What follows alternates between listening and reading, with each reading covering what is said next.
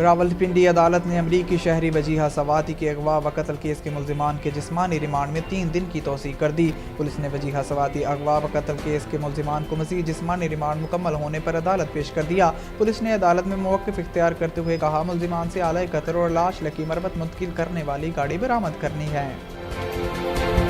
بجلی کی قیمت میں ماہانہ فیول ایڈجسٹمنٹ قیمت میں 4 روپے 33 پیسے فی یونٹ اضافے کی درخواست پر نیپرا نے فیصلہ محفوظ کر لیا۔ سی سی پی اے نے نومبر کے لیے بجلی کی فی یونٹ قیمت میں 4 روپے 33 پیسے اضافے کی درخواست دی تھی۔ نیپرا نے درخواست پر فیصلہ محفوظ کر لیا ہے۔ چیئرمین نیپرا کا کہنا تھا کہ ایسا نہیں ہو سکتا کہ ریفائنریاں چلانے کے لیے متبادل ذرائع سے بجلی پیدا نہ کرے۔ ریفائنر کو چلانے کے لیے مہنگی بجلی پیدا نہیں کر سکتے۔ 6 ارب روپے کی سابق ایڈجسٹمنٹ اور اعداد و شمار کا جائزہ لینے کے بعد فیصلہ جاری ہوگا۔